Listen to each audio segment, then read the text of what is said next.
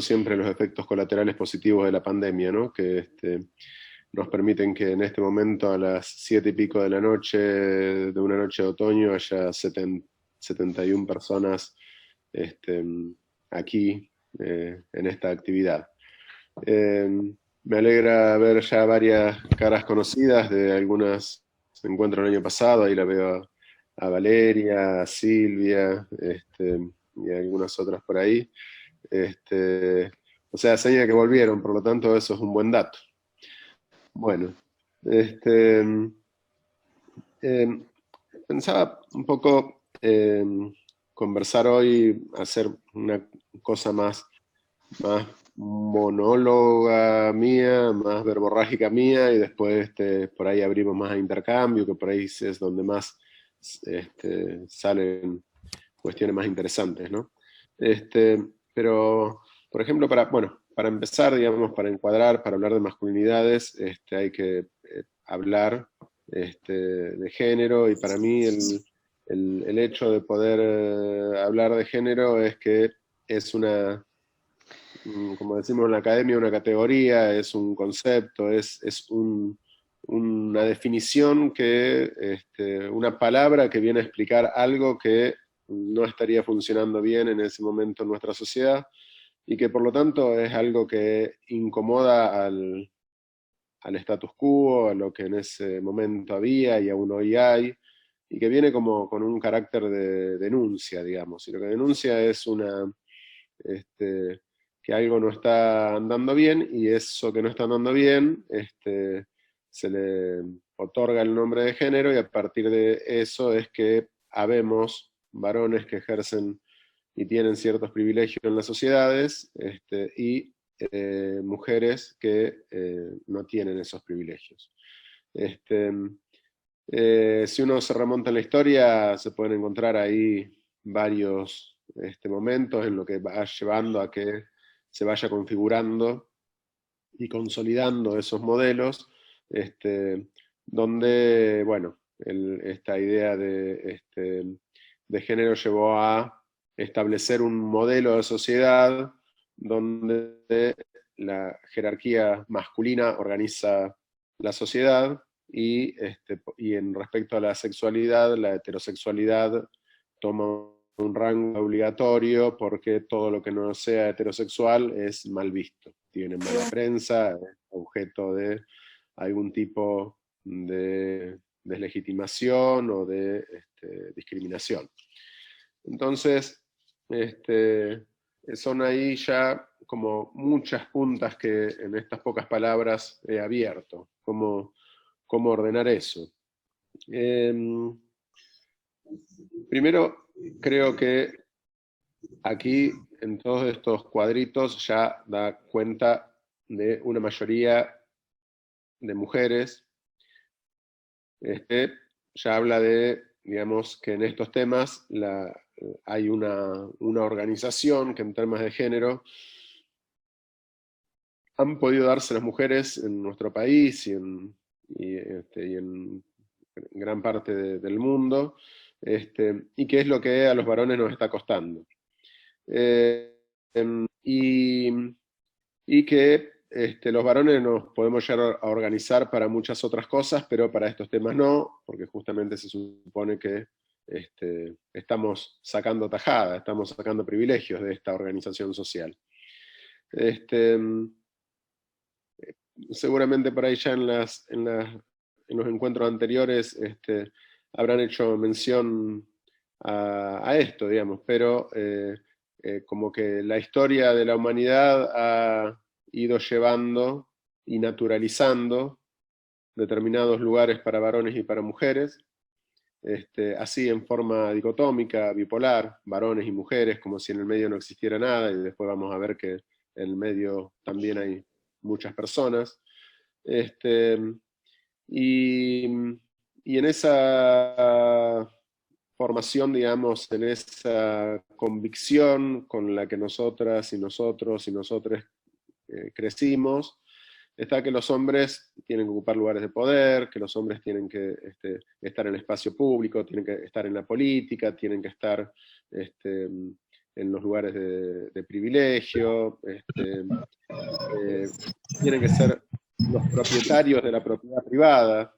Este, algunos estudios eh, entienden que hay entre un 90, arriba de un 95% en Occidente de la propiedad privada que está en manos de hombres. O sea, fíjense también qué interesante para pensar cómo se organiza el sistema capitalista, que es a través de la propiedad privada, y qué casualidad que un porcentaje tan alto esté en manos de hombres. Por lo tanto, también hay una sociedad que organiza y se reproduce momento a momento en función de algunas características esenciales. El patriarcado, el machismo, esta organización en relación al género, muchas veces tiende a naturalizarse. Naturalizarse es como si fuera propio de la naturaleza y no de la construcción humana, de la construcción cultural, de la construcción histórica. Entonces, cuando es como el sistema capitalista, alguien se puede llegar a imaginar hoy un sistema que no sea a través del capitalismo, con el dinero que compra y vende, bueno, es esa sensación de que no habría otra posibilidad de organizarnos en cuanto a lo económico, sucede similar, digamos, en cuanto al género. Es como que muchas veces aparecen como convicciones tan íntimas que se cree que es imposible que algún día en Argentina eh, la mitad de los gobernadores sean gobernadoras, sean mujeres y no solo dos como hay ahora, o que de los 135 distritos que tiene la provincia de Buenos Aires, hubiera 60 mujeres, 60 varones y 20 y pico trans. Digamos, eso es como imposible de imaginarlo hoy. Pero es posible de que suceda si vamos rumbo a un horizonte donde haya relaciones de género más igualitarias de las que tenemos hoy. Más yendo a cuestiones de las masculinidades, hay un autor mexicano que nos gusta mucho porque nos aclara algunas cosas, y a veces cuando se habla de masculinidades es importante saber desde dónde se está hablando. Y este autor dice que hay al menos como 4 miradas, una biologicista o más biológica o natural, que liga directamente a la expresión social de lo que los hombres plantean, digamos, en una sociedad. Por otro lado, pero sí anclado, digamos, a un ser hombre, que después podemos analizar qué es el ser hombre, donde entramos a abrir puertas y hacernos preguntas, siempre nos encontramos con más dudas, ¿no? Creo a los hombres que están hoy acá, si se preguntan qué es ser hombre, es muy difícil, seguramente nunca se hicieron esa pregunta, pero es muy difícil de pensarlo si no es por fuera de un carácter biológico natural.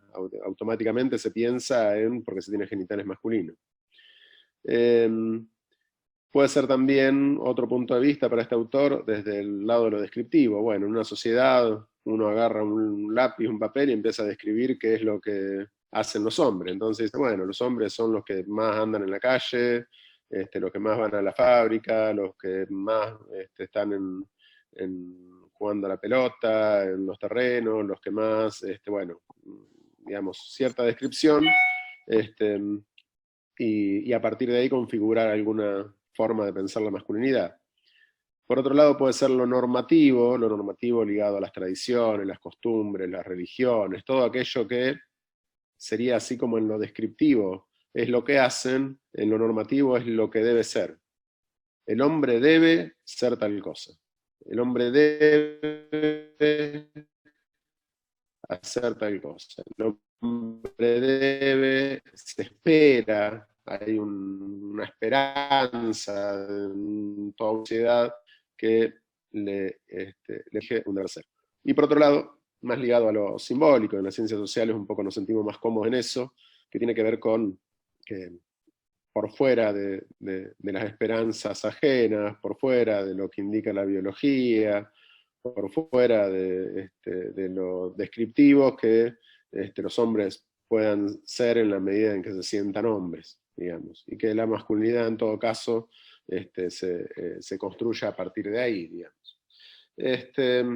Y esto abre a, entre otras cosas, a que nos sea más fácil comprender cuando hablamos de las masculinidades y ya no hablamos en una forma singular de la masculinidad tiene que tener estas características, sino que se abre una abanico de posibilidades y en la medida que siempre que se abre, por ahí se torna con lo fácil que conlleva a vivir de esa forma, digamos, pero también a veces se torna más difícil de conceptualizar, de explicar, lo demás, porque siempre uno tiende a hacerla fácil, digamos. El pensamiento lineal directo es lo que siempre nos deja más tranquilo. Entonces decimos, bueno, en la vida hay hombres y mujeres, listo, ya está, en la vida hay hombres y mujeres, pero estadísticamente la mayoría son hombres y mujeres, pero entre medio, como decíamos hoy, también hay algo que interpela, que cuestiona esa dicotomía, y que por ejemplo son las personas inter o transexuales.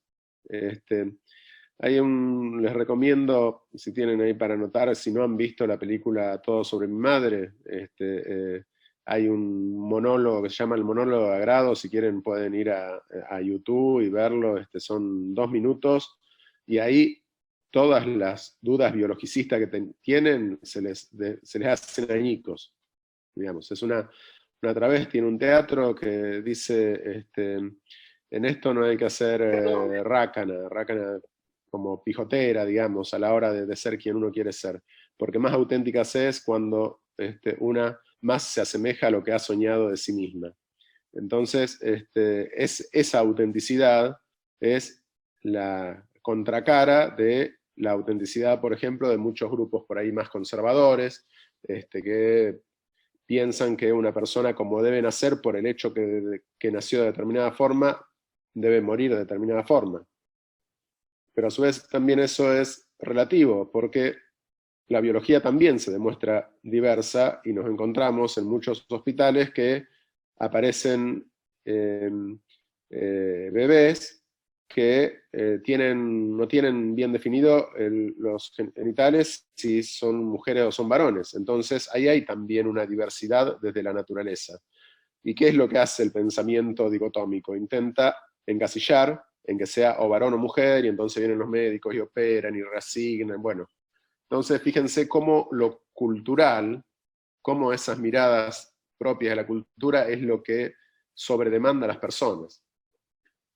Bueno, respecto a, otras cosas de estas interpelaciones a esas dicotomías, cuando llegaron los conquistadores acá, hace más de 500 años, se encontraron, ellos venían con una lógica muy dicotómica, ¿no? Varón, mujer, entre medio, pecadores, personas abominables, y se encontraron con que había un tercer grupo que no eran ni varones ni mujeres, y en las crónicas aparecen como varones con atuendos de mujeres, o descripciones así, a los que ellos entendían que eso era una ofensa para Dios, entonces le hacían saber de que habían ofendido a un Dios totalmente ajeno a las poblaciones de acá, los apedreaban, los aperreaban con perros y luego los quemaban vivos.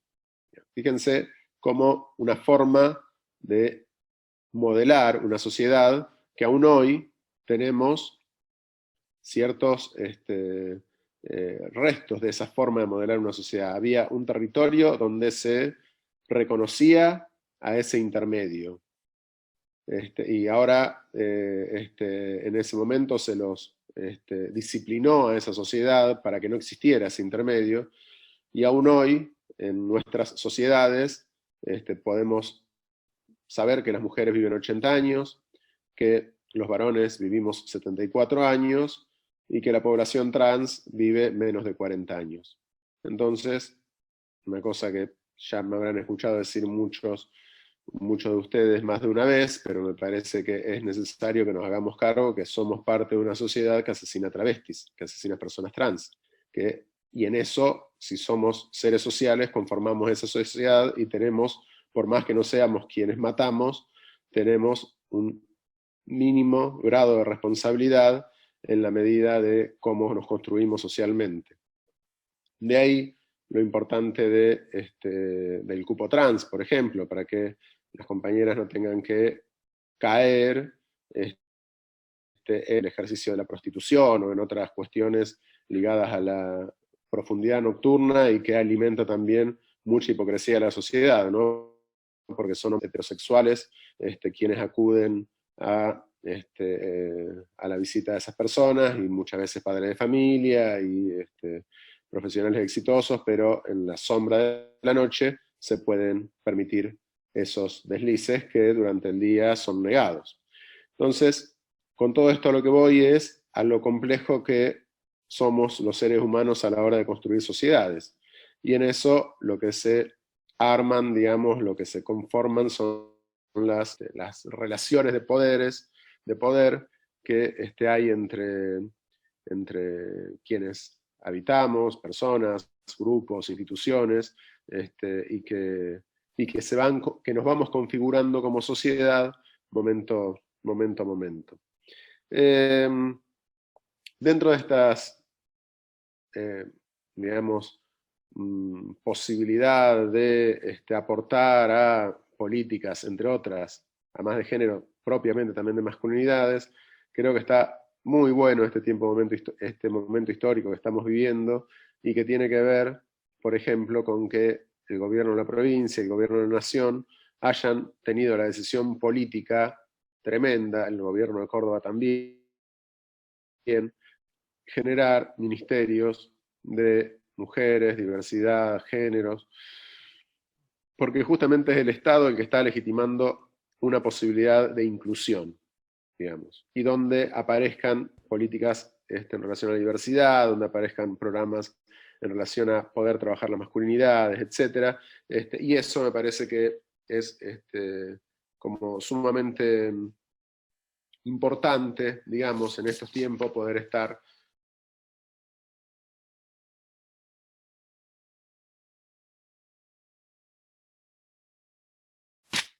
Me silencié sin querer. Poder estar encontrando estas, digamos, estrategias que en definitiva son estrategias que como sociedad nos vamos dando, porque también son productos de toda un acumulado de militancia. Bueno, no es casual que ya el Encuentro Nacional de Mujeres lleve más de 30 ediciones, no es casual que hayan existido las abuelas y las madres de Plaza de Mayo, el movimiento sufragista, la lucha por el voto, y bueno, todo lo que nuestra historia es tan rica a la hora de hacer un recuento. Algunas cuestiones más ligadas a las masculinidades, también es como para pensar si es tan así como nos han enseñado de que los varones somos el sexo fuerte y las mujeres el sexo débil, ¿no? Y si ahí no hay no más que un engaño para que las mujeres se sientan el sexo débil y los varones nos sintamos el sexo fuerte, como estrategia propia del patriarcado y para que todo siga en forma aceitada y funcionando. Si nosotros vemos esto que acabo de decir, la fortaleza está al lado de las mujeres, digamos. Han podido organizarse, han podido decir basta, han podido generar el ni una menos, han podido, un interminable han podido. Y los varones nos quedamos creyendo que somos los más capos de la aldea, y en realidad no hacemos más que estar patinando en nuestras propias contradicciones, en nuestras propias dificultades, etc. Y producto final, me parece que eso es muy interesante, es que en función de no cuestionarnos, o de no organizarnos, o de también decir, che, dejémonos de matarnos también entre nosotros, a ver, nos ponemos un poco las pilas, ¿para qué suicidarnos 5 veces más que las mujeres? ¿Qué sucede ahí? Y en eso me parece que entre otras cosas lleva a lo que decía hace un rato. Vivimos 6 años menos que las mujeres. Entonces, si alguien un grupo vive 6 años menos que otro grupo, ¿quién es el grupo débil y quién es el grupo fuerte? Me parece que son cosas que los estudios de masculinidades nos llevan a poner sobre la mesa, y que nos exige al mundo de los varones a que nos podamos ir de alguna forma organizando, difundiendo, participando de estas actividades o de otras similares, diferentes cosas para tratar de ir desarticulando todos los mecanismos que como sociedad patriarcal y machista todavía tenemos como muy condensados. Pensaba también muchas veces en cómo esas masculinidades cómplices del patriarcado reaccionan. Seguramente más de uno o de uno de ustedes han escuchado cuando en alguna conversación se habla de feminismo, o siempre aparece un alguien que se cree el pillo del grupo y dice, bueno, sí, pero la feminazi el feminismo es lo mismo que el machismo, nada más que al revés. Eso no creo que sea la primera vez que lo escuchan a partir de que se lo esté diciendo yo. También está bueno poder tener, no sé, incomodar con nuestras respuestas, poder decir, mira, si querés algún día lo charlamos, pero no lo repitas eso porque puede llegar a pasar mucha vergüenza en algún lado si decís eso en público. El hecho de que esa persona diga, che, ¿por qué no es lo mismo? ¿Por qué decís que es diferente? ¿Por qué? Y bueno, y habremos sumado en esa micro relación un puntito para el lado de la justicia, digamos. Que a esa persona que tan suelta de cuerpo plantea cosas así, se quede pensando que, de lo que estaba convencido, y está bien que esté convencido de eso, no lo justifico, lógicamente, si no lo comprendo, porque hasta ese momento era un hijo sano del patriarcado. A partir de ahora es un hijo sano de nuestra sociedad que intenta ser un poco más igualitario. Hay también, bueno, algunas de las características de los varones en nuestras sociedades y que están dadas por la competencia entre ellos. Hay una cuestión clave en los estudios de masculinidades que eso aparece en todos lados, digamos. Los varones eh, siempre nos legitimamos como tal en función de otros varones, digamos. Nuestra competencia está con los otros varones. Nuestra capacidad de alarde está, en primer lugar, con otros varones. En el grupo de varones, el grupo de pares es el que me legitima a mí como tal. Las mujeres, ¿por qué no las mujeres? Porque ya dijimos que la dominación masculina, la jerarquía masculina, es concebida, digamos, porque la mujer está un paso debajo, un paso detrás. Para ese varón machista, tradicional, patriarcal, qué sé yo, la mujer es algo que no cuenta, digamos, porque es prácticamente muchas veces concebida casi como una cosa, digamos. No es una sujeta de derecho o de plantear una discusión o de plantear, fíjense muchas veces a las mujeres que participan en política, desde dónde vienen, o sea, que participan en política y que vienen a intentar desarticular cuestiones del sistema. El grado de alevosía con la que se la intenta desprestigiar y las cosas que se dicen de ella. Si es una mujer que viene toda modosita a dejar todo como está y, qué sé yo, y rodearse de varones a su lado y no hace un cuestionamiento hacia nada, esa va a tener, será un desatino del destino que esté ocupando un lugar de jerarquía, pero nadie le va a decir nada. Entonces también ahí es como se van configurando estas cuestiones y lo importante de poder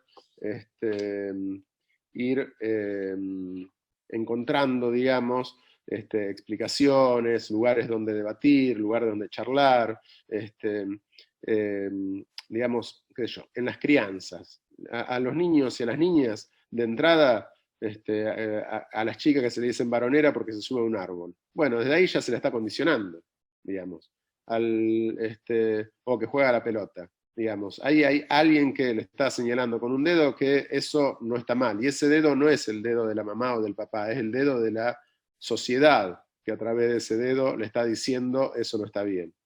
Por suerte, ese dedo no es netamente con una totalidad absoluta, sino que habilita a que algunos salgan de ese mandato total y le ponga un poco de pimienta a la sociedad y la sociedad vaya cambiando, porque si no estaríamos igual que hace 300 años, no hubiéramos cambiado nunca jamás. Lo mismo con los varones, digamos. Los varones se le exige que sean los cuidadores este, de su hermana, que que se peleen. Muchas veces los propios padres le dicen, pero ¿cómo vas a dejar que te humillen así? Andá y pegarle y matarlo a trompada. Y el pibe no quiere pelearse, porque no le da para pelearse, y es lo que se le exige para justamente no salga desviado de ese mandato de masculinidad. Así como le decía sobre todo sobre mi madre, hay otras tres películas en realidad, que las recomiendo siempre, y pido disculpas nuevamente a quienes ya han estado, pues seguramente la tengan anotada y seguramente la hayan visto, quizás. Una es Plegarias para Bobby, otra es Crazy, Mis gloriosos hermanos, o Mis maravillosos hermanos, nunca me acuerdo, y otra es XXI. En Crazy, en Mis maravillosos hermanos, es una película, son películas duras, una canadiense, otra estadounidense, pero, pero que nos ponen todas estas cosas que decimos sobre la mesa. La religión, la tradición, los mandatos familiares, el lugar de papá, de mamá, de los hijos, lo que se espera de esos hijos, el comentario de la abuela, todo eso y qué se hace con eso las nuevas generaciones. Cómo se zafa, se reproduce, si se tiende a reproducir, a qué costo, si se tiende a zafar, cuál es el costo. Bueno, para analizar masculinidades son dos películas impecables, y XXI para analizar la cuestión de la diversidad, que es un poco lo que decía hoy, una persona que nace con genitales no identificables como de varón o de mujer, y todo lo que eso genera en una familia. Entonces es como interesante como para pensar. Siempre nos gusta pensar la realidad a través del cine, porque se hace como por momentos más, no sé, más interesante y un poco menos dolorosa quizás. Por más que con toda la experiencia que tenemos, todo lo que estamos acá, podemos analizar del mismo modo, pero al darle ese grado de exterioridad, por ahí nos permite otras cosas. Cuestiones de características de las masculinidades, el ser proveedor, digamos. Sí, hay el ser proveedor, y en el caso de que la mujer también trabaje, la dificultad que hay del hombre para hacerse cargo en forma de igual modo que la mujer, que su compañera, que la mujer. Y ahí aparecen cuestiones ligadas a los no saberes domésticos, y todas las estrategias de un poco eso. Seguramente lo veamos la semana que viene, digamos, pero todas esas estrategias como para poder zafar y depositar en la mujer todas las cuestiones domésticas. La mujer ha logrado salir de la casa e ir a trabajar, pero a la hora de volver a la casa es la que más tiempo le dedica que el hombre, entonces ahí nuevamente hay un desequilibrio que no está bueno. ¿Qué les digo cuando en una pareja la mujer gana más que el marido? Hay también desequilibrios que para muchas almas masculinas sensibles se le genera una especie de herida narcisística, producto también del patriarcado, de que el jefe de familia soy yo, Dios me hizo a su imagen y semejanza, porque hizo al hombre a su imagen y semejanza, soy todopoderoso y ahora resulta que gano menos que mi mujer. ¿Cómo lo resuelvo eso? Los que lo pueden resolver, felicitaciones, han dado un paso gigante en la tranquilidad de su alma, de su espíritu, de su psiquis, de su ser, pero los que le genera incomodidad habrá que trabajar ahí para que esa incomodidad pueda llegar a ser superada. También todas las exigencias que se le otorgan al varón, digamos, el varón debe saberlo todo, debe saberlo desde cambiar el cuerito de una canilla, pintar, cambiar una chapa, hacer una mezcla, agarrar el trompito y si no conseguirlo, o sea, un pozo ciego, el jardín, podar, bueno, entre esas cosas que todo hace, porque se le exige que todo lo sepa, él, voluntarioso como es, hace eso y se cae de la escalera, se rompe los huesos, porque él quizá trabaja en una oficina o en una fábrica o en donde sea, pero que lejos está de eso cotidiano, pero como es omnipotente,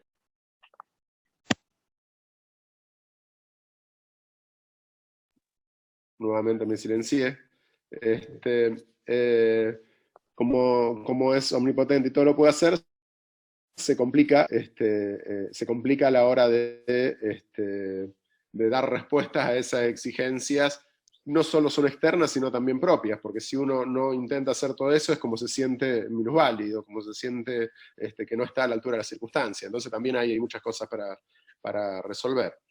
Este, Todo lo que tiene que ver con salud, bueno, olvídense.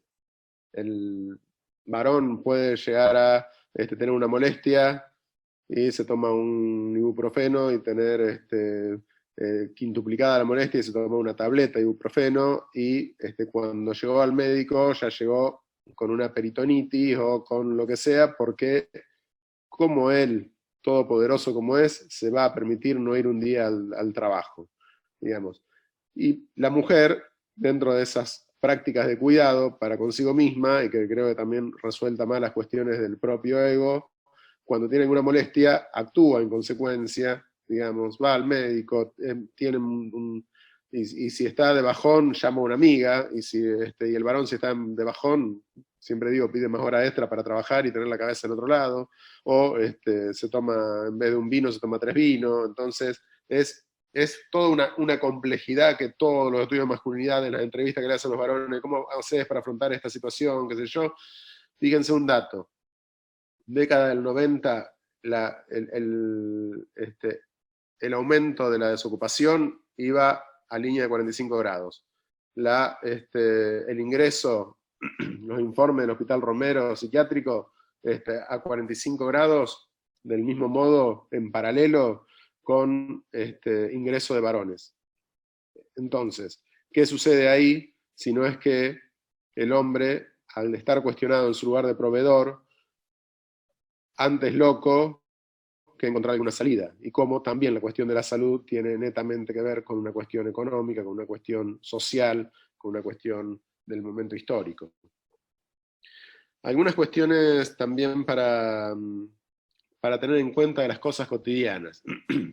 eh, Otra de las cosas que es el lenguaje inclusivo. Más de un varón habrán escuchado decir, pero ahora hablan así, qué sé yo, como si fuera, y se tornan varones, mujeres, digamos, todos por igual, muchas veces se tornan, digamos, en especialistas de la Real Academia Española. Y el primer ejercicio que podemos hacer es agarrar una carta de San Martín, de Belgrano, de lo que sea, y ver todas las diferencias que hay en ese lenguaje, en esas cartas, con cómo escribimos ahora. Por lo tanto, primera conclusión, el lenguaje es algo que está vivo. Y si está vivo, va transformándose. Y se va transformando en función de las necesidades de cada tiempo. Ahora, la última, digamos, y como ejemplo va bien esto, ¿no? Esto que con el COVID la Real Academia incorporó varias cuestiones y también es interesante eso. ¿Por qué es tan ágil para incorporar un término como covidiota, aquellos que están en contra de las vacunas, los tratamientos, etcétera, y no se cuidan, tan reacia a incorporar el todes, digamos? Entonces, nuevamente, esa E que viene a darle visibilidad en el lenguaje a todo ese intermedio dentro de esa dicotomía, hay algunos lugares de poder donde es mejor que siga sin visibilizarse. Con esto digo, hablar en inclusivo es complicado. Justo ayer leí en el diario a María Fernanda, una psicóloga genial, que viene laburando género hace 1000 años, dice, me cuesta aprender a hablar en inclusivo, pero me es más fácil hacerlo en escrito. Pero ya con la sola voluntad es un gran avance para los tiempos que estamos. Y seguramente las pibas, los pibes de hoy, con 14, 15 años, seguramente lo habrán escuchado mucho más fácil hablar de corrido que los que ya tenemos varios años más, digamos. El tema es, creo que ahí basta con este tiempo histórico de al menos no ponernos en juzgadores y en la vereda opuesta de aquellos que usan el lenguaje inclusivo. Con el solo hecho de no juzgarlo y de que no nos moleste, ya creo que es un gran avance. Si por ahí cada tanto podemos meter un poco del lenguaje inclusivo sin que nos signifique demasiado esfuerzo, también está bueno porque, como siempre decimos, el lenguaje también construye realidad. Y a partir del lenguaje se están expresando, se están diciendo cosas, se están interpretando cosas, y en esa interpretación es también donde uno de los motores de los cambios en las sociedades. Y medio como para ir cerrando y después retomamos algunas cosas si quieren, pero otra de las cuestiones muy propias de los grupos de varones y que es siempre como una preocupación es el grupo de pares. Hice alguna mención ahí, pero todo el alardeo, el alarde del varón, digamos, que realiza para con sus pares de todas sus victorias, eso no está de esa forma tan claro en las mujeres. Y ahí volvemos a lo que decíamos al inicio, de cómo los varones se legitiman como varones a través de sus pares, contándole todas sus hazañas, cuando se es joven sobre todo, las hazañas sexuales son a ver quién ha sido más exitoso en ese fin de semana, digamos, y a partir de ahí legitimarse en su grupo de pares, y el poder estar siempre en un lugar de mando, y el poder estar siempre en algún lugar de reconocimiento, y en eso, en todo en ese proceso, también es interesante poder trabajar, porque justamente también es ahí donde muchas veces nos encontramos, qué sé yo, en algún grupo, no sé, grupo de fútbol 5 y que está el grupito de varones y aparecen cosas totalmente para las vistas de que los que han empezado a resolver algunas cuestiones de género totalmente desubicadas, digamos. ¿Y qué se hace con eso?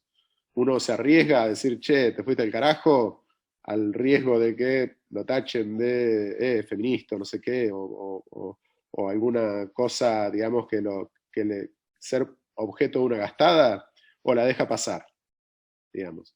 Parece que ahí también hay otra de las responsabilidades que los varones tenemos cuando vemos cosas que entendemos están fuera de lugar, aunque sean familiares, aunque sean amigos, poder tener la fortaleza, los argumentos y lo que sea necesario como para la explicación justa, qué sé yo, como para decir, che, me parece que no da en estos tiempos donde cada 28 horas matan a una mujer que estés enviando cosas de una mujer desnuda, digamos, o lo que sea, digamos, porque estás apoyando a lo que a tratar a una mujer como objeto, que esto, que aquello, digamos, y capaz que por ahí se queda pensando, capaz que por ahí lo toma, o la próxima vez lo piensa dos veces antes de mandarlo.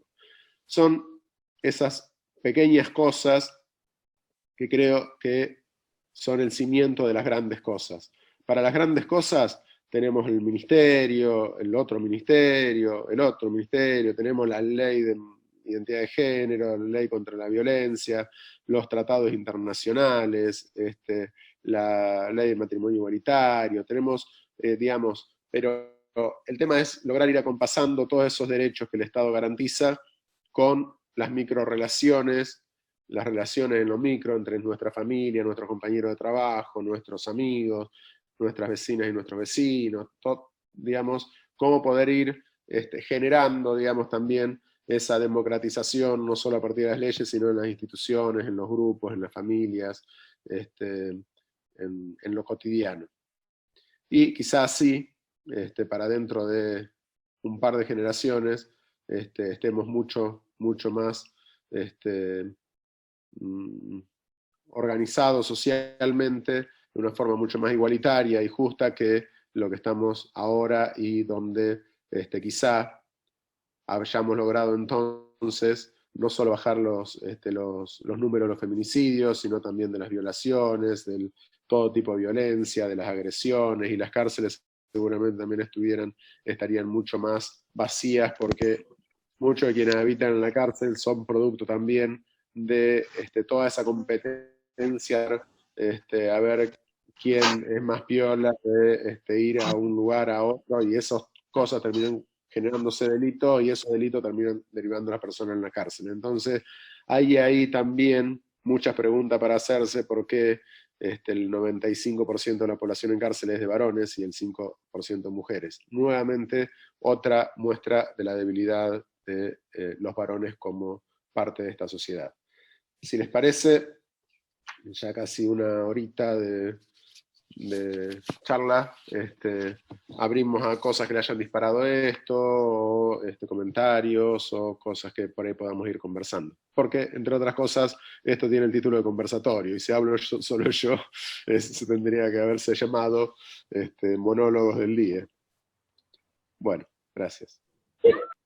Vos sabés que yo, para romper el hielo, te quería preguntar, ¿no? Porque nosotras las mujeres hemos debatido mucho, y es algo que está prácticamente saldado, la antítesis naturaleza-cultura, ¿no? Cuánto hay de naturaleza, cuánto hay de cultura en nuestras identidades y en nuestros roles, y en todo lo que hacemos en la vida cotidiana.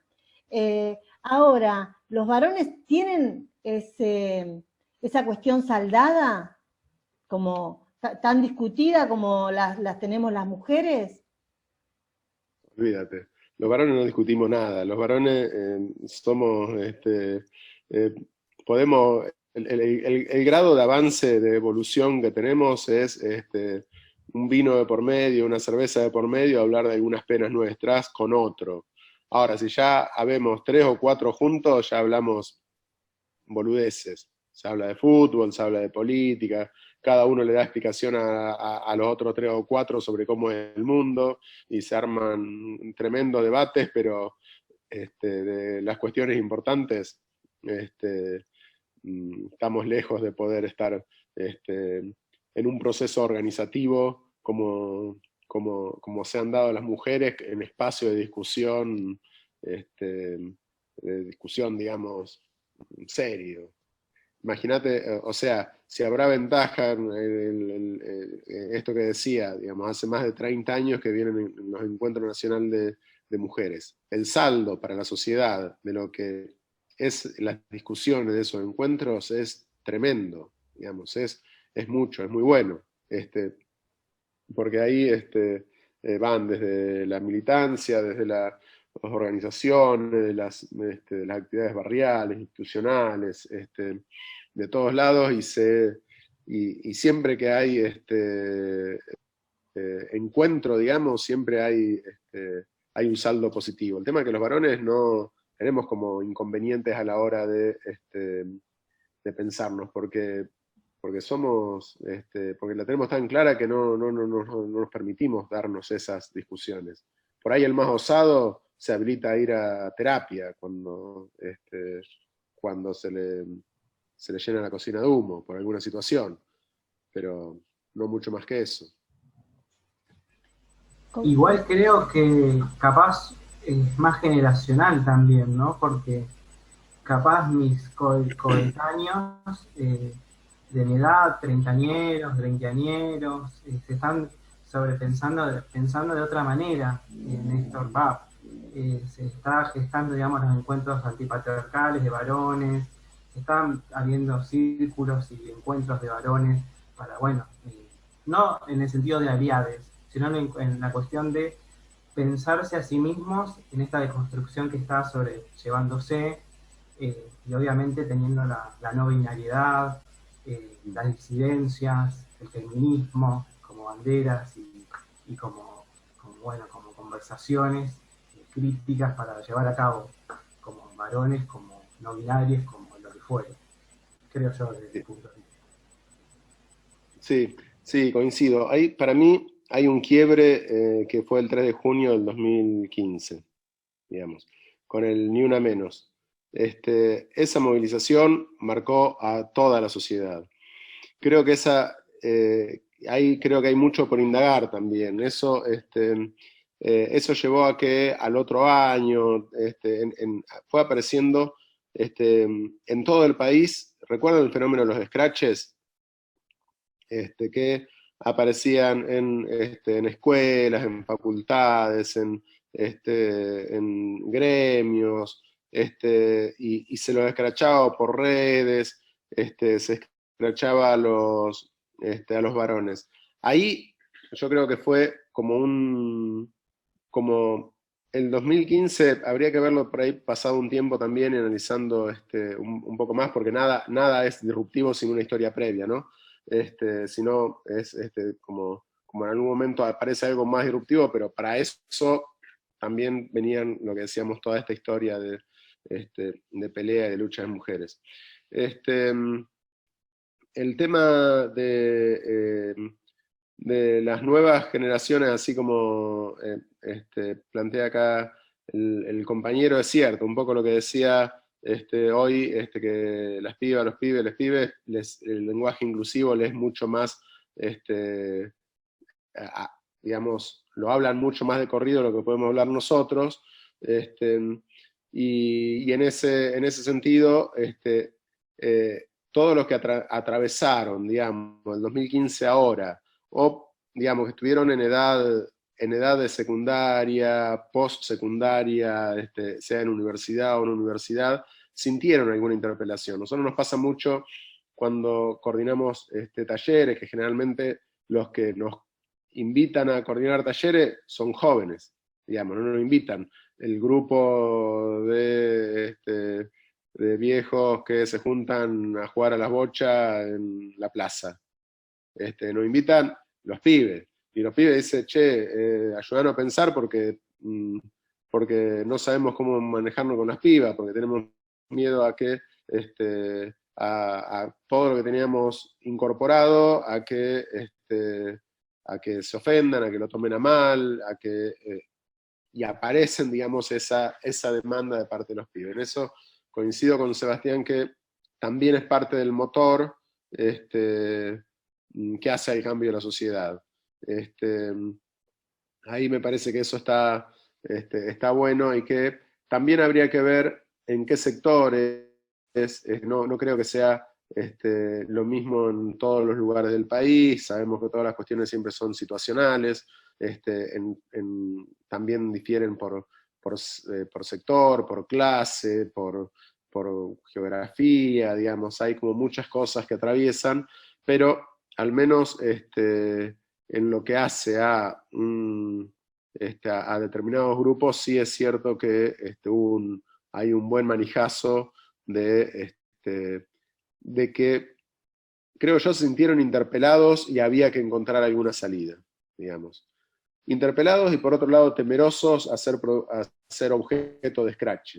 Eso también es muchas de las cosas que salen en los talleres, porque no sé si digo si digo tal cosa y quedo como que me sobrepasé, y después como que se instaló ahí como cierto temor. Creo que eso ha aflojado, y lo que sí ha generado, digamos, es esto de poder abrir a pensar las relaciones interpersonales. Eso está bueno.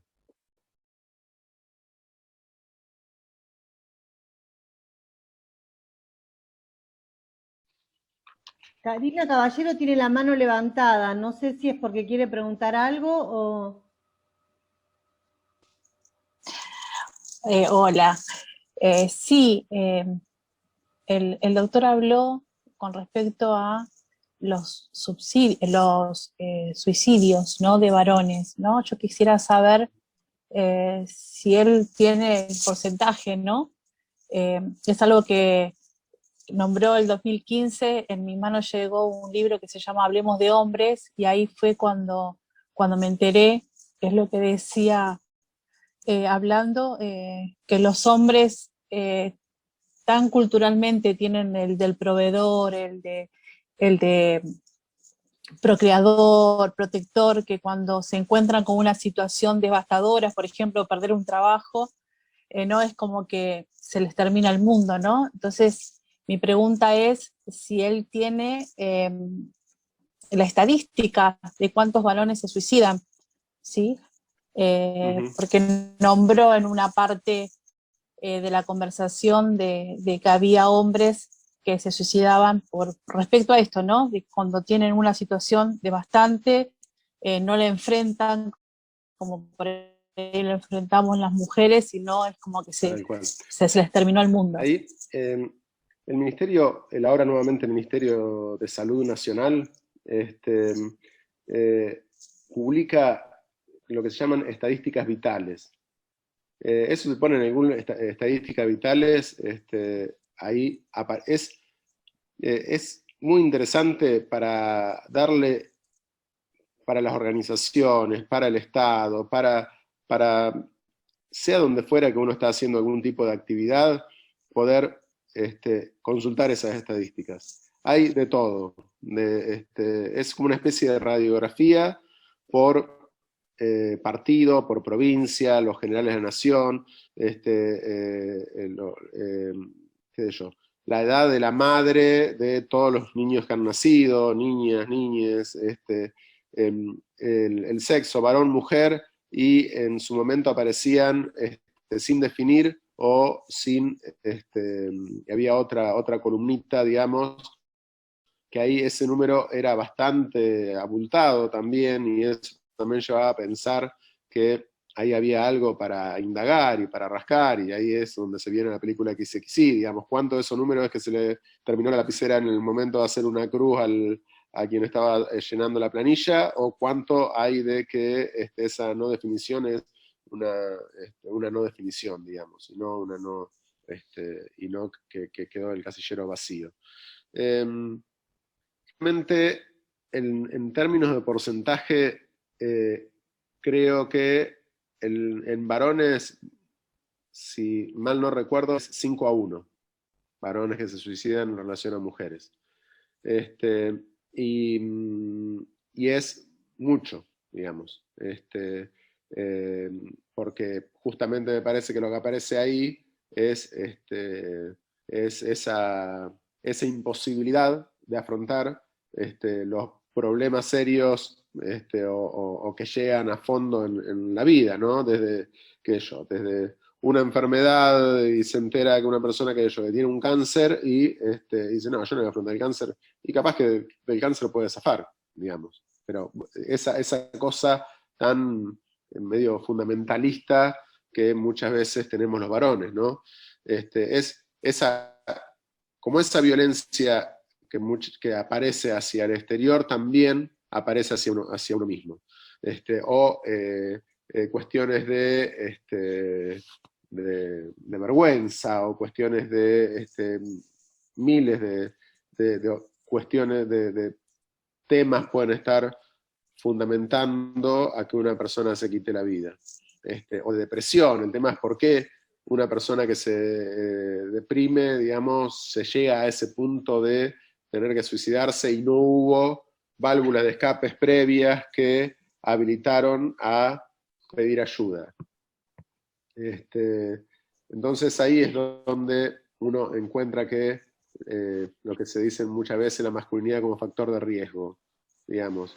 El hecho de cómo nos construimos como varones, como esa masculinidad que nos construye como varones, en realidad no está coartando las posibilidades de vivir. Hay un psicólogo que se llama Roberto Inda que dice algo así como que los varones andamos por la vida como con una caparazón, digamos, como con un gran peso encima de todo lo que tenemos que dar respuesta a la sociedad. Y él dice, el hombre que logra sacarse ese caparazón de encima está más expuesto, es más vulnerable, pero anda más liviano por la vida. Entonces, lo que tiene que lo que tenemos que hacer los hombres es sacarnos esa caparazón y ese interés de los demás de opinar y juzgar nuestra propia vida como varones. Si nos logramos despojar de eso, vamos a andar por la vida y seguramente a la hora de algún bajón vamos a pensar alternativas antes de tirarnos abajo de un tren o de tirarnos de un 5.º piso. Entonces me parece que ahí hay también cómo se conjuga la cuestión de la masculinidad. En una investigación que hacía entrevistando a hombres presos por haber ejercido violencia en el ámbito familiar, fíjense el grado de confusión. Una entrevista que me quedó muy grabada siempre, un flaco que se refería como su ex esposa y como su esposa a la misma persona, digamos, por empezar. Él no podía acercarse a donde vivía, ya había estado preso, sale, y él cuando va llegando a la casa de sus padres, porque vivían en el fondo, vivía su esposa, pero bueno, él decía que quería ir a visitar a sus padres, cuando pasa por la esquina le dice, chau cornudo, le dicen los pibes que estaban tomando una cerveza. Hablando de la lealtad de pares, ¿qué es lo que hizo él cuando fue a la casa de la mujer y la golpeó, y lo que eso llevó a que vuelva preso de vuelta? O sea, ahí, en esa lógica, digamos, funciona que él le está respondiendo con ese acto de agresión a su ex o su actual mujer, no se sabe, porque él no lo sabía, digamos, le está respondiendo a los pibes que le dijeron cornudo. Otra persona con un poquito más de habilidad a la hora de vivir un poco más despojado de presiones y de mirada externa, le hubiera decidido, sí, ¿qué te metés en mi vida? Y Boston, ni por casa como andamos, qué sé yo, algo, digamos, una salida para no meterse en eso, digamos. Pero ahí es donde se empieza a dar respuesta a la otra persona y utilizan a la mujer como prenda para marcarle a los otros que en realidad la lealtad está entre los varones, digamos, y al precio de perder la libertad, no solo de haber lastimado a su ex o actual mujer, sino al precio de volver a perder la libertad por ahora no sé cuántos años. Entonces fíjense, ¿no? Lo complejo, que en ese caso, digamos, también tranquilamente podría haber dicho, bueno, yo ya no voy más a la cárcel y me suicido, digamos, qué sé yo. Cabeza de tacho, digamos, que pueda reaccionar así. Pero bueno, ahí vamos Miriam, son todas, digamos, son todos condicionantes, porque volver a lo mismo, ¿no? Volver que no es la persona en sí, es una sociedad que lleva a que esa persona incorpore esa forma de ser. El tema es cómo lograr la habilidad para poder salir de esa presión y poder ser uno mismo en el marco de relaciones igualitarias. Miriam. Sí, buenas noches. Bueno, la verdad que lo que estoy escuchando para mí es ya conocido, y en algunas de las reuniones de hace más de 30 años, como usted dice, que uno viene trabajando sobre el tema de violencia, recuerdo que en un taller, por allá por el año 86, 87, como mucho, con una doctora, con una psicóloga, hablábamos de que nosotras las mujeres tenemos la gran responsabilidad de revertir justamente ese pensamiento de todo lo que usted acaba de explicar, como nosotros criamos a los varones, ¿no? De hecho, yo como mamá tengo una hija y un hijo, entonces a veces en determinados momentos me ha pasado que he tenido dificultad en la crianza, porque es como que a uno lo tenía que hablar de una manera y al otro de otra manera, y bueno, no es fácil. Ahora tengo nietas y nietos, ¿no? O sea que seguimos todavía con el tema de la construcción en lo que es el cambio de la cultura, ¿no? Y bueno, sí, le doy la razón, ¿no? Que parte de la crianza, a mi hijo le decía que había que compartir y como para permitir que la mujer también saliera a trabajar y que sus ingresos sean respetados y etcétera, etcétera, etcétera, ¿no? Sí le he sacado una mochila de encima, como dice usted, ¿no? Y bueno, que yo veo que muchas mamás, porque tengo mi yerno, y bueno, ya no tiene la misma crianza, ¿no? O sea, a mi hija le está costando cambiar esa postura de tener que ser el proveedor. Y le costó, pero bueno, ahora las cosas se van apaciguando. Y creo, como dijo recién el compañero que habló, que no recuerdo el nombre, que sí, los jóvenes ya vienen con otra formación. Yo veo a mi nieta, 15 años, mi nieto, tengo otro de parte de mi hija y de parte de mi hijo, también 15 años, y ya vienen con otra formación. Pero en sí, nosotras seguimos siendo la base fundamental al cambio de esta estructura, ¿no?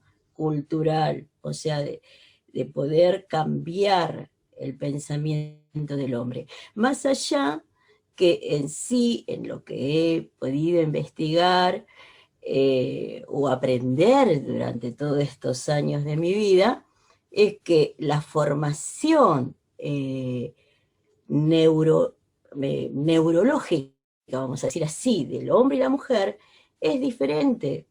Entonces a veces yo misma me digo, ¿no? ¿Cuántas rabietas me hubiese ahorrado, ¿no? De saber eso antes.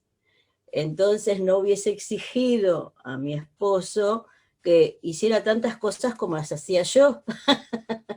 No, o sea, bueno, creo que también Miriam, nosotras, Miriam, ¿sí? perdón que te interrumpa, pero ¿podés redondear la pregunta así le damos paso a otros compañeros y compañeras? Sí, compañera, no es una pregunta específica la que estoy haciendo un aporte de todos los años que yo llevo dentro de lo que es el feminismo, como se denomina ahora, o la rama femenina, como la denominábamos nosotros antes.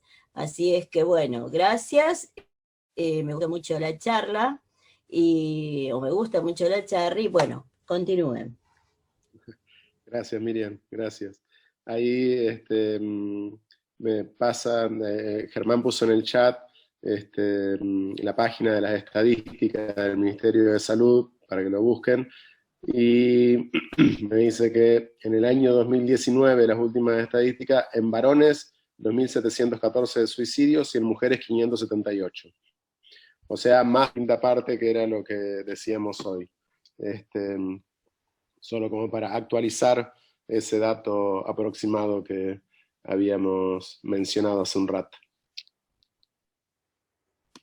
Hay un compañero que levantó la mano, Alejandro Larracau, y yo quería que reflexionáramos un poquito, Néstor, Sí. respecto de esta carga suplementaria que se le hace a las mujeres sobre ser como únicas transmisoras de cultura, ¿no? Uh-huh.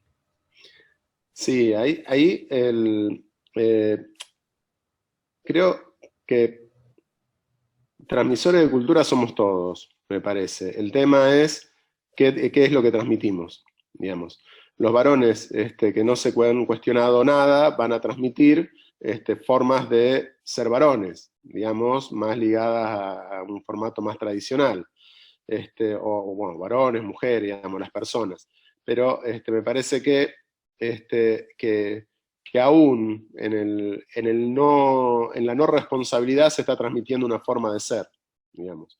Por ejemplo, qué sé yo, si el padre de familia no tiene ni idea en qué grado están sus hijos, es una forma de construir subjetividad en esos hijos que es la desatención del padre para con los hijos.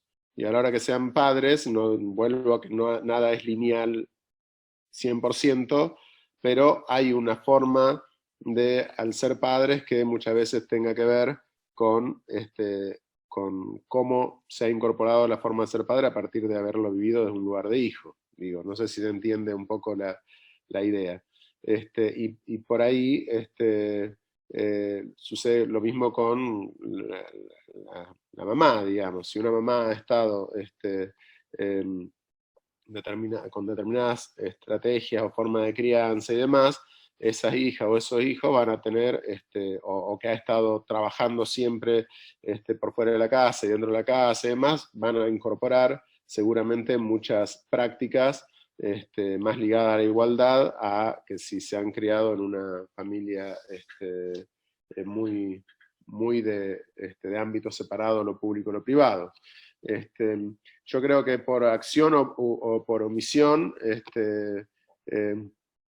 siempre se transmite, digamos, y que en términos de lo cultural es todo ese peso que puede llegar a ser que tender a lo igualitario, a lo desigual, digamos, pero es como toda una cosa que es la pesada herencia con algunas cosas lindas y algunas cosas feas de todo lo que las generaciones anteriores supieron construir, y que le da la bienvenida a esa familia a cada bebé que llega a este mundo, digamos, y sigue la máquina en proceso.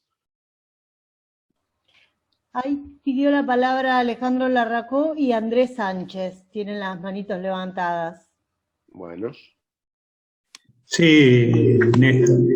Un poco era preguntarme a lo que vos habías compartido de esto de cambiar las microrelaciones para que, digamos, con el tiempo, en generaciones, de generación en generación, vayan cambiando la sociedad en el conjunto.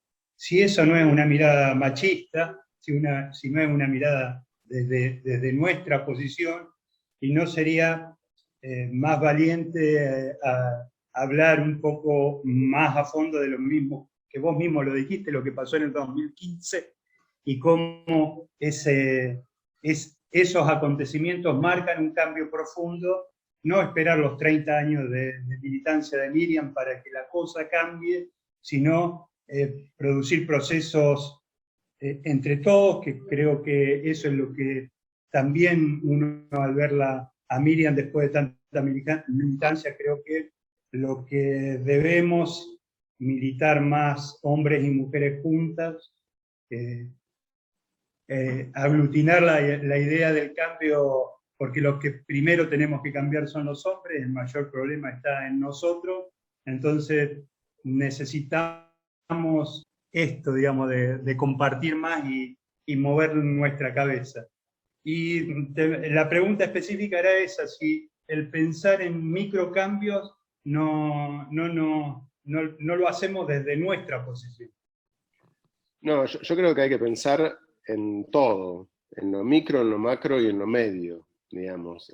Nos tenemos que dar estrategias absolutamente de todo. Yo, cuando hacía pensar en lo macro, me refería a por ejemplo, a las leyes, demás, que han salido y que también han tenido que ver con la organización y son producto de toda la organización y la militancia que a lo largo de años se han dado. ¿Qué sé yo? Pienso en la ley de matrimonio igualitario y lo que fue la experiencia del Frente Homosexual de Liberación ante la dictadura, totalmente negada por la historia, donde prácticamente muy pocas personas conocen de esa experiencia, y que a mi criterio ha tenido que ver, y que ellos planteaban no hay posibilidad de revolución social si no hay revolución sexual, y hablar de revolución sexual era romper todo tipo de estructura en términos de relación, y que no era que el mundo se iba a terminar, era que liberaban a las personas, que nadie iba a exigir que una persona esté con una persona que no quiere, sino que todas las personas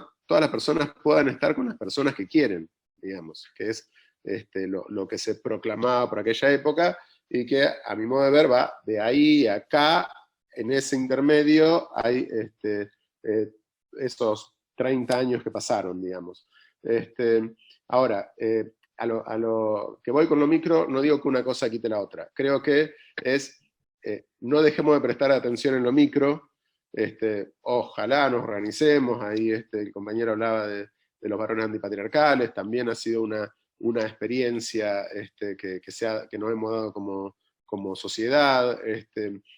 O sea, todo lo que pueda llegar a estar del lado de lo colectivo en función de un objetivo que sea para que estemos todos mejor, en función de una igualdad de género, en función de disminuir los índices de violencia, en función de para que reine en el pueblo el amor y la igualdad, ahí hay que estar, digamos. Me parece que es lo que, pero de todos lados, desde la política institucional, el que es la directora o el director de una escuela, ¿y qué hago con los cuadernos de la ESI? ¿Lo meto abajo para no tener quilombo con los padres o doy esa batalla? Y no, demos esa batalla, digamos. En la familia, ¿qué hago? ¿Me pongo a planchar o voy con la camisa sin planchar o planchamos cada domingo a la tarde una vez la mujer y otra vez el varón? Y bueno, ahí son, cuando voy a lo micro, digamos, cuando voy a lo medio, una institución como una escuela, y cuando voy a lo macro, las leyes. Pero hay que darla en lo que se te ocurra, hay que tratar de dar todas las batallas, chiquita, mediana, grande, hay que darla a todas. Ahí teníamos, creo que Andrés, en el chat me parece que alguien había puesto algo, yo no lo estoy diciendo como muy... Y después Vero Chejolán, Andrés y Vero Chejolán, y yo te leo el chat después. Y después Verónica. Bien.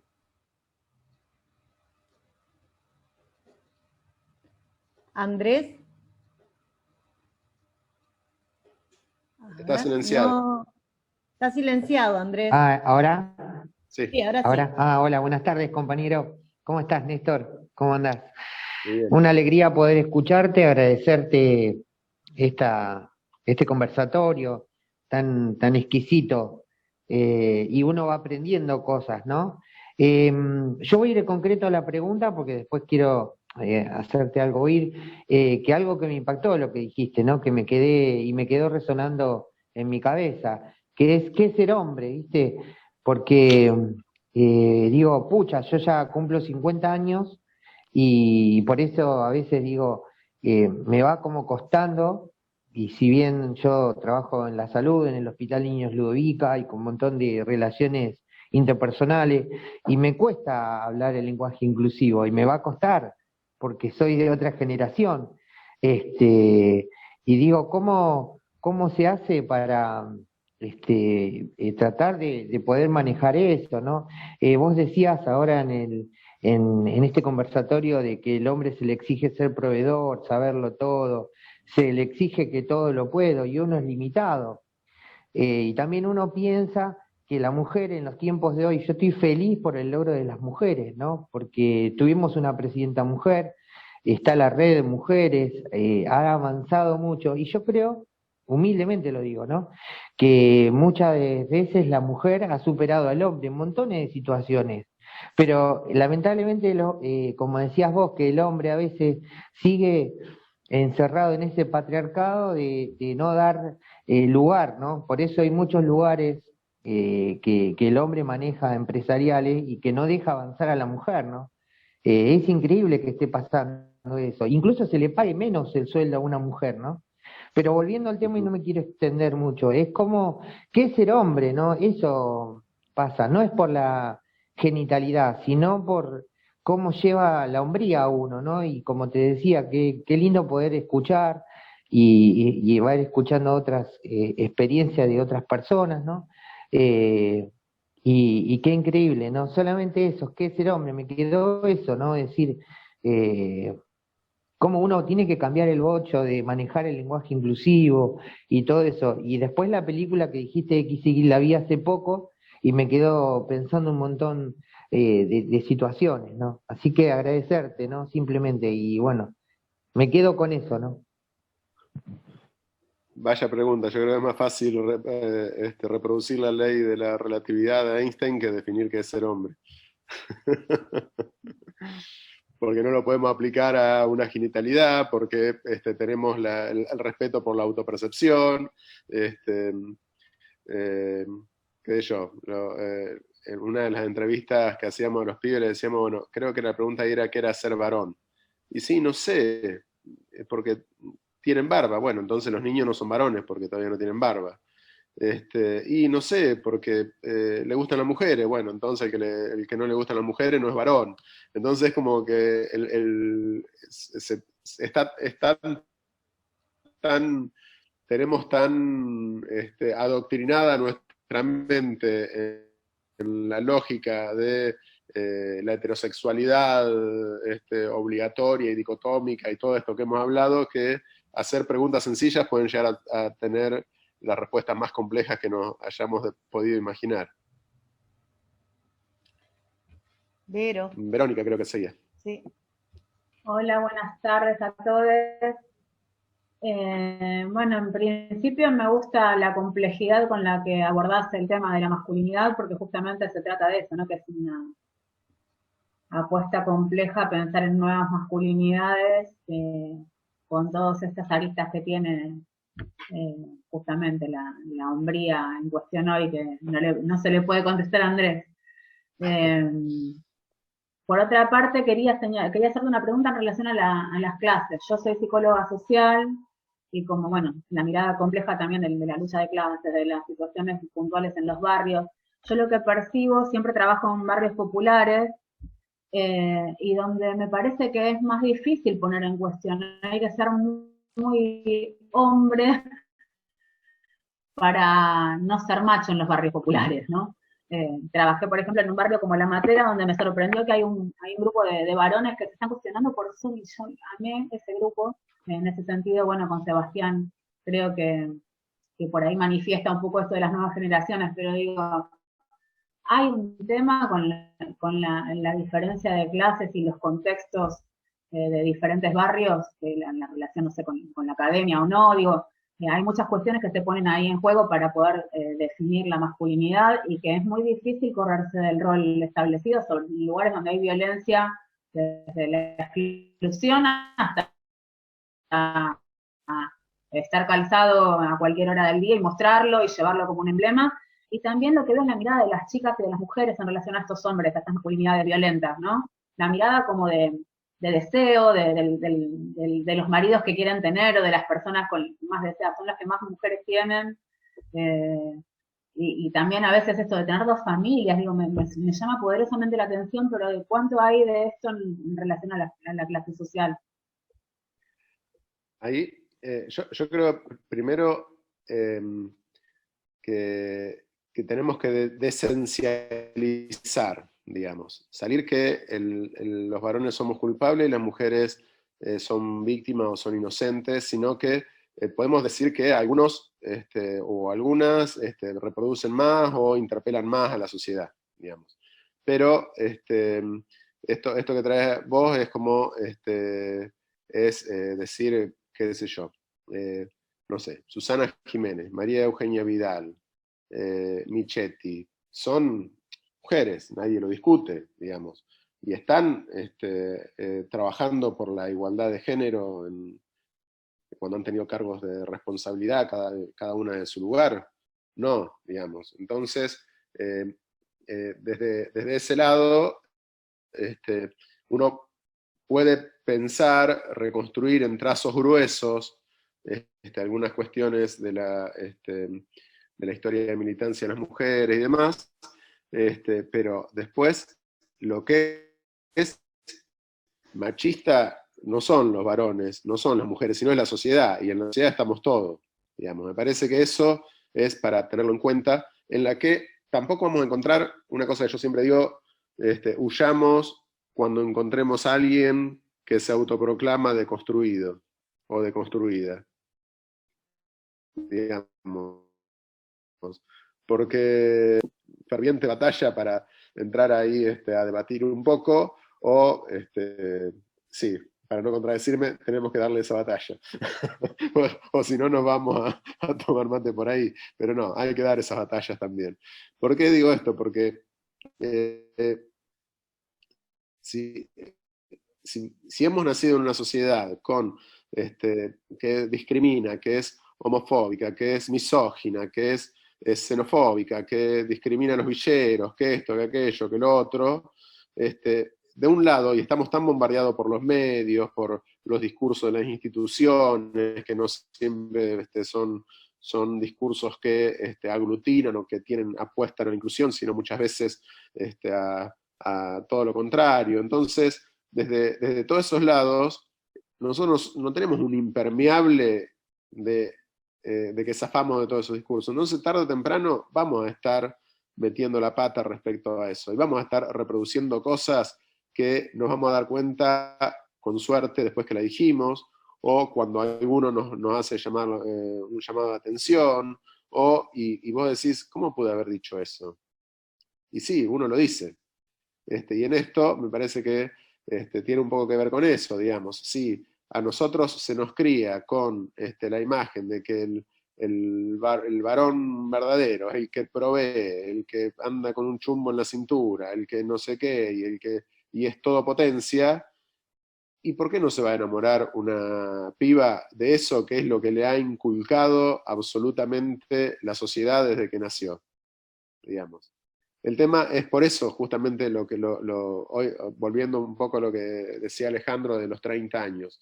Yo no me refería a que no hagamos nada por 30 años y esperemos a que las cosas sucedan, sino que son tan difíciles de desarmar todo ese entramado que cuesta. Claudia Brache, una compañera que ahora está de profe en nuestra facultad, que ahora está de secretaria de Educación, y alguna vez decía, cuando se instauró la secundaria obligatoria y como que los índices no aumentaban, así como de un día para otro, de que teníamos toda la población dentro de la escuela.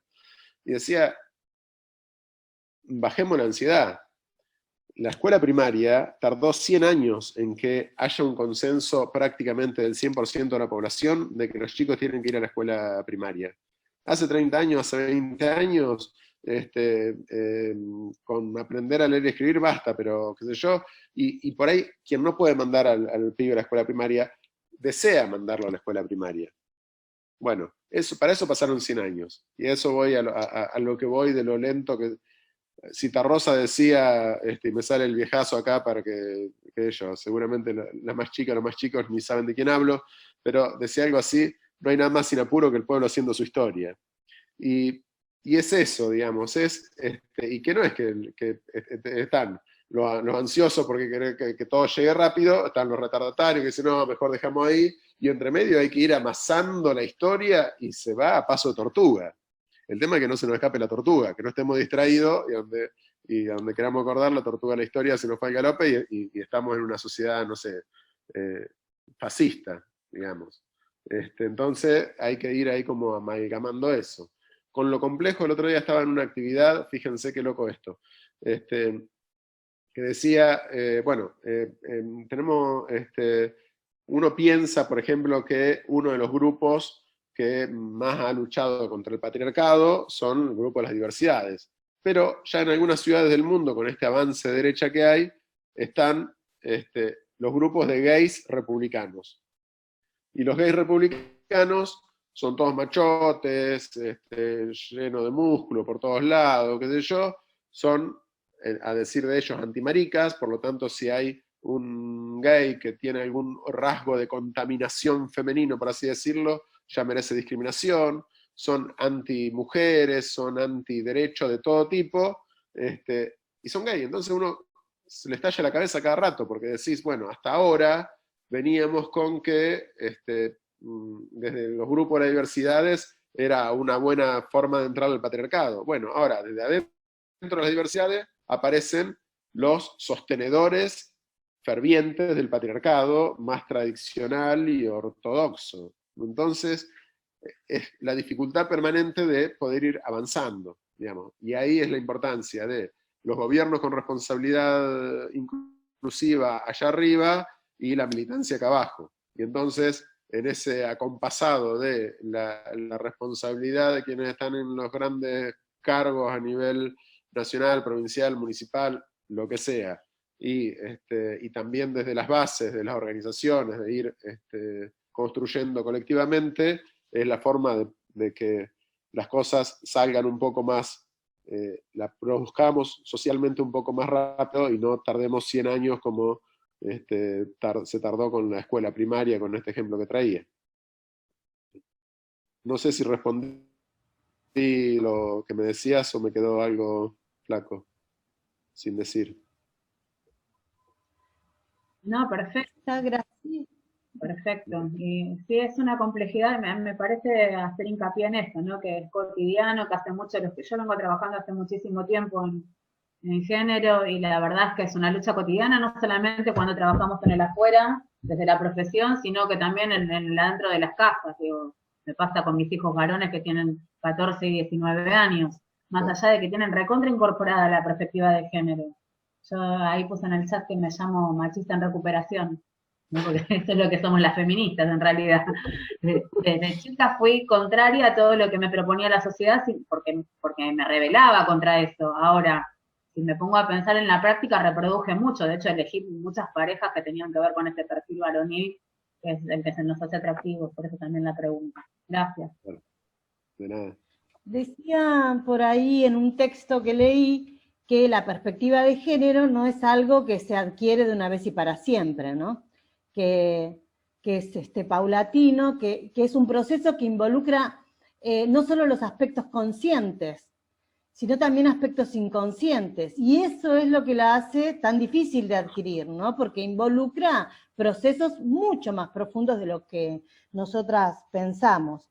Y en ese mismo texto que leía, decían por ahí que, bueno, que adquirir esta perspectiva de género implicaba empezar a reconocer cómo yo reproducía desde mi vida cotidiana, ¿no? Esas prácticas.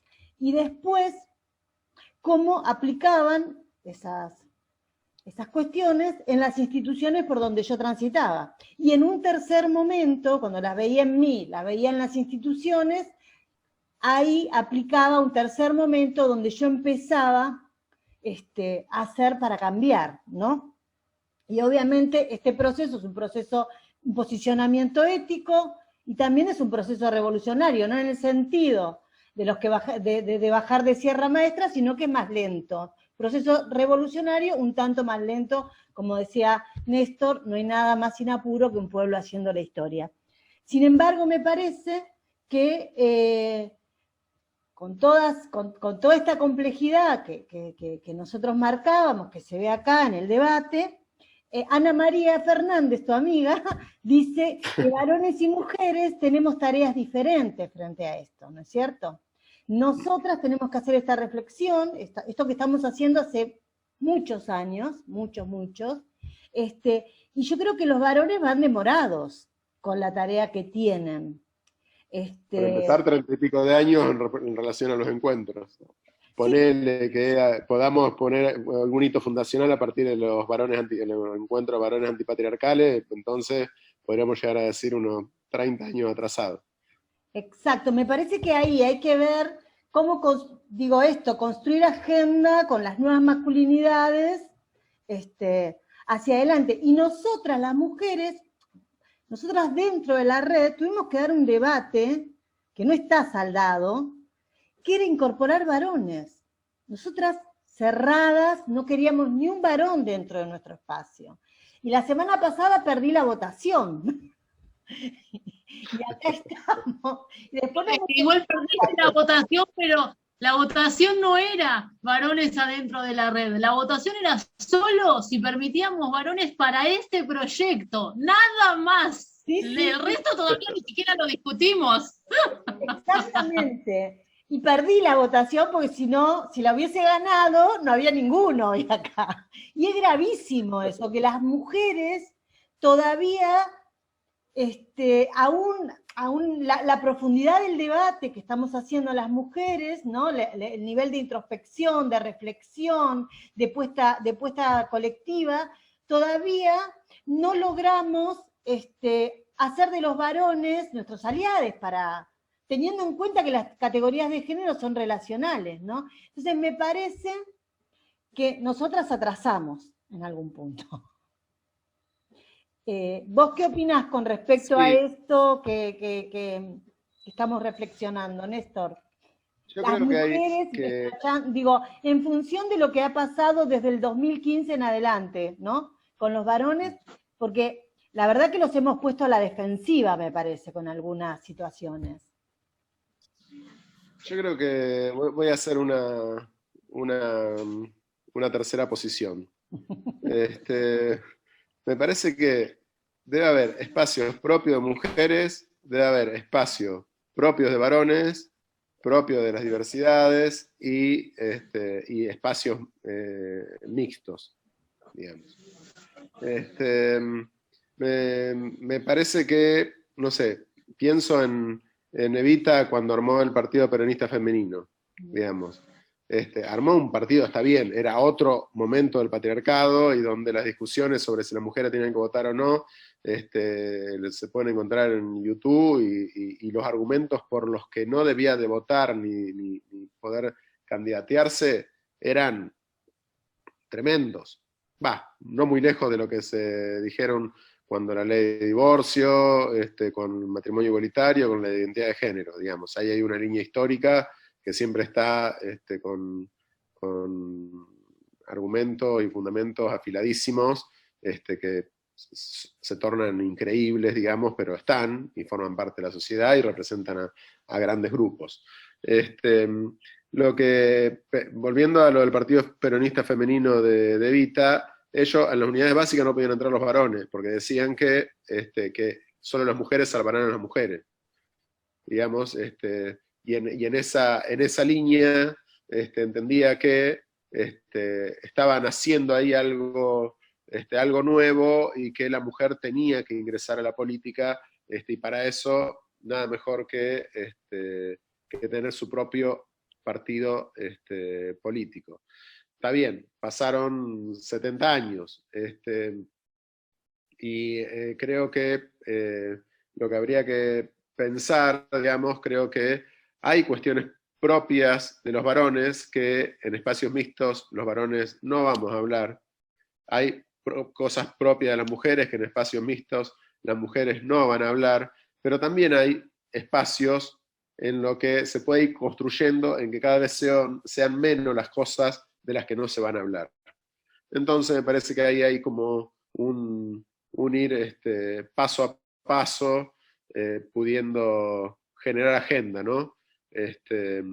Y que por ahí esta cuestión de discutir las masculinidades o discutir las feminidades o las organizaciones que sean las mujeres y después decir, bueno, a ver, a mí, qué sé yo, que los varones digan, bueno, a mí la verdad que hay cosas que no me cierran, me gusta que me lo expliquen a ver si me empiezan a cerrar. Y que las mujeres pueden llegar a decir lo mismo a los varones. Y que los varones, capaz que por ahí hacemos cosas que las reproducimos hasta dentro de la organización, hasta dentro de esta red, sin darnos cuenta, y una vez que nos lo anotan, dicen, sí, la verdad fui un boludo.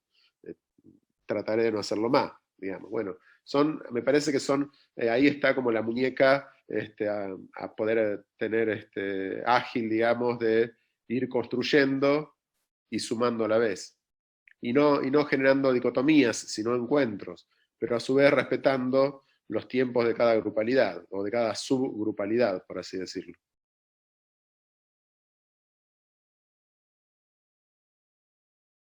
Había levantado la mano Graciela.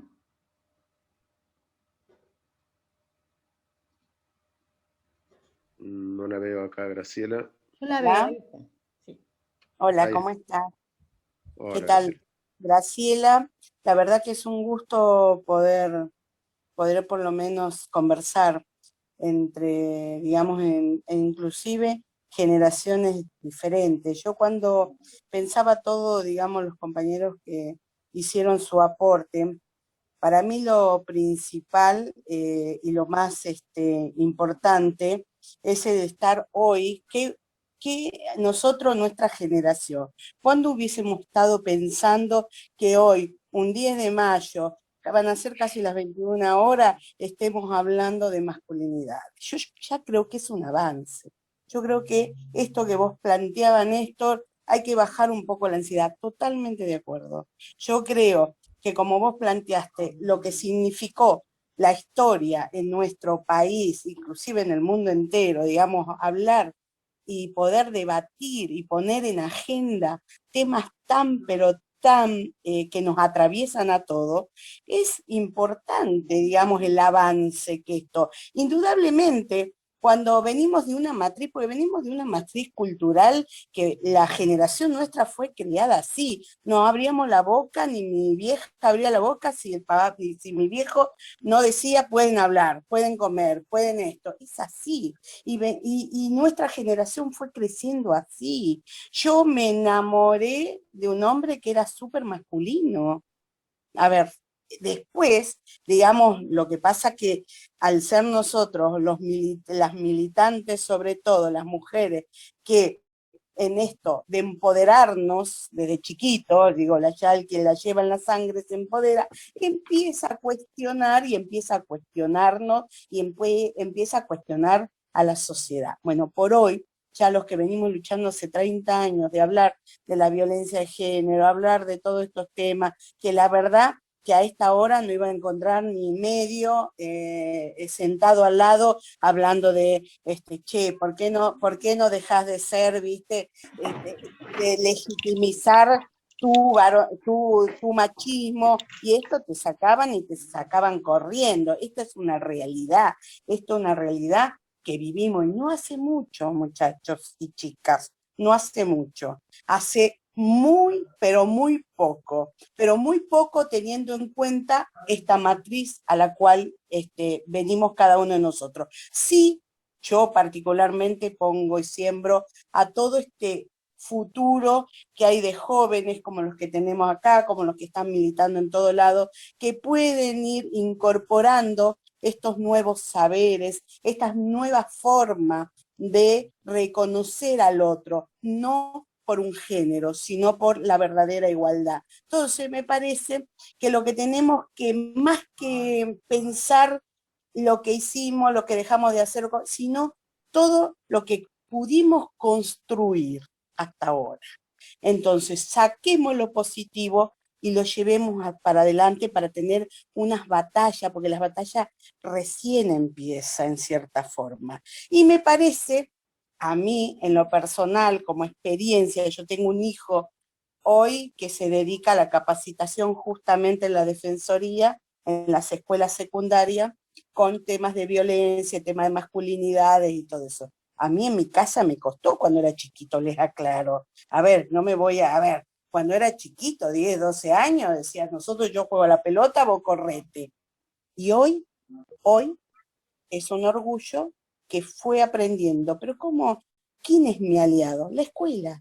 Nuestros aliados tienen que ser la escuela, es el lugar donde el niño, la niña asiste y podemos desde ahí también, digamos, ser, digamos, los padres y la escuela juntos, empezar a cambiar esta matriz, a generar una nueva matriz para un futuro diferente. Muchos de yo tampoco los culpo o digo, planteo la cosa por culpa. Lo que creo que hay hombres que ya vienen lamentablemente estructurados y con esa matriz tal vez les cuesta. A mí me cuesta, yo el tema inclusivo lo llevo adentro y mi generación es muy difícil, como dijeron muchas de ustedes, incorporarlo. Pero ¿saben dónde lo incorporó? En la lucha, en el compromiso, día a día y en cada momento. Entonces, lo que digo más que nada, Néstor, que es muy agradable poder escuchar a todos, en estas nuevas formas, inclusive ahora con el tema pandemia y todo, tenemos como que, sí, el tiempo es porque tenemos un gobierno que realmente contribuye justamente a potenciar este debate, lo pone en la agenda y nosotros hoy es uno de los tantos Zoom que estamos haciendo y que nos podemos totalmente conocer y poder, digamos, enriquecernos.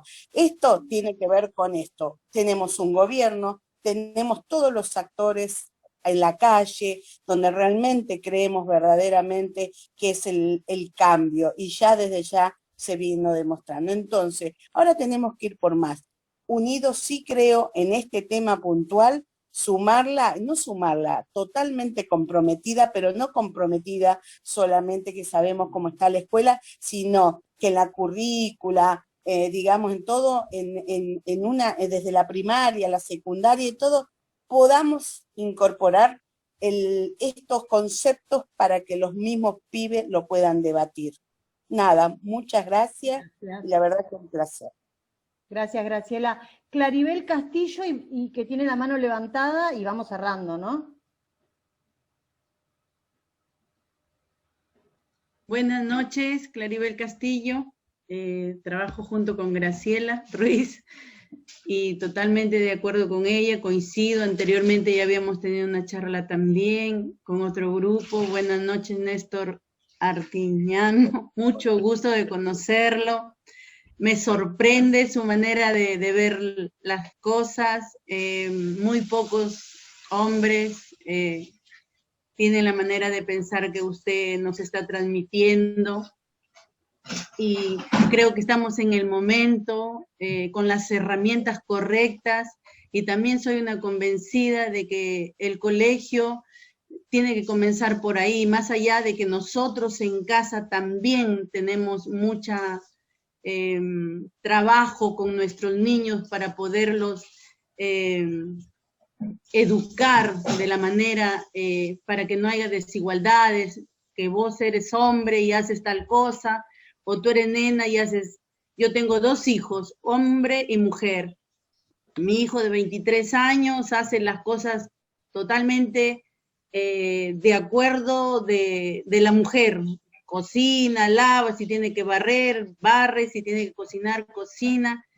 Y creo que eso en el colegio, si se reforzara eso desde muy pequeños, a compartir, a no que la niña es más débil o que no puede hacer tal cosa, reforzar desde el colegio y en casa sería muy, muy importante que en este tiempo, en esta generación, porque también tengo 46 años y bueno, vengo de la escuela antigua, ¿no? De que las mujeres en casa, los hombres en la calle, los hombres van, trabajan, traen el dinero, pero yo siempre pensé distinto. Soy una mujer que siempre ha salido adelante sola, no he necesitado el apoyo, ¿no? del hombre, porque bueno, no lo tuve, pero convencida de que si se empieza a implementar en las escuelas, sería muy, muy gratificante y bueno para toda la sociedad. Muchas gracias. Bueno, gracias, Graciela. Néstor, no sé, vamos cerrando porque ya son las 9 de la noche. Infinitamente agradecides desde este espacio de la red, y nos vemos el próximo lunes con Germán Romoli, que no es Rímolo, como había puesto yo. Así que bueno, muy, muy agradecida. Ya ves que esto que hacemos de reflexionar sobre nuestra cotidianidad, sobre nuestra práctica, nos lleva a distintos niveles de reflexión, pero no tenemos que olvidar nosotros y nosotras, las que estamos hoy y los que estamos hoy acá reunidos, constituimos lo que se llaman las vanguardias en algún sentido, ¿no es cierto? Nos organizamos, participamos de espacios políticos. Me parece que este debate lo tenemos que llevar a todos los lugares donde transitamos, porque yo no quiero ser agorera, los cambios culturales son pluriseculares. Las mujeres venimos hablando de feminismo desde hace 2 siglos, y pareciera que toda la historia del mundo se sintetizara en esta última década que estamos viviendo, porque las mujeres hemos alcanzado prácticamente la ciudadanía plena, pero estamos desde 1789 debatiendo acerca de que nos consideren o no nos consideren ciudadanas. Pienso que todas las que lucharon antes, hoy Néstor la nombraba a Eva, ¿no? Cuando crea el Partido Peronista Femenino, y era un espacio para mujeres, y para mujeres en el sentido más tradicional, ¿no? Te daban la máquina de coser, y fue disruptivo, a pesar de ese mandato, ¿no es cierto? fue disruptivo porque las compañeras que integraron ese partido tenían tareas titánicas por delante, que las llevaban a cumplir otros roles que no eran el rol tradicional de las mujeres. Digo, nosotras tenemos escuela, nosotras tenemos mujeres que lucharon antes, que nos trajeron hasta acá, y bueno, y seguimos construyendo una sociedad donde la vida merezca ser vivida, ¿no es cierto? Así que, bueno, agradecidas, plenamente agradecidas y agradecidos, y seguimos reflexionando juntos. Muchísimas gracias, dan ganas de abrazarte. Esto se tendría que haber hecho en otro lado, no virtualmente, pero bueno, la pandemia nos pone, ahí está Cari haciendo así los dos deditos, la pandemia nos pone en una situación de desafío muy, muy interesante, momentos muy duros que vivimos como sociedad, pero a la vez muy, muy promisorios. Esto es crisis y es oportunidad. Así que, bueno, nada, te abrazaríamos. Y muchas gracias compañero por estar siempre dispuesto, por esa calidez, por poner tu conocimiento al servicio nuestro, al servicio de los sectores populares, al servicio de las organizaciones de las mujeres. Gracias, infinitas gracias, Néstor. Gracias, muchas gracias también a todas y todos ustedes, y que hace un ratito éramos 80 y que ahora seamos 74 y que sea a las 9 de la noche, habla de que vamos bien. Y como decía la compañera, ¿quién hubiera dicho que a esta hora haya tanta gente conectada? Así que eso es lo que es importante, que somos muchos, muchas, muches, y que estamos con algunas certezas respecto a dónde queremos llegar, y bueno, hay que construir poco a poco y entre todas, todos y todes. Así que hasta la próxima. Abrazo gigante. Gracias a todos. Muchas gracias. Gracias. Gracias. Abrazo. Gracias, nos vemos. Hasta el lunes. Hasta el lunes. 94, Néstor. Uf. Qué bueno, gracias. Muy bueno el encuentro de hoy. Lunes con Germán. Ok. Salgo, Ya.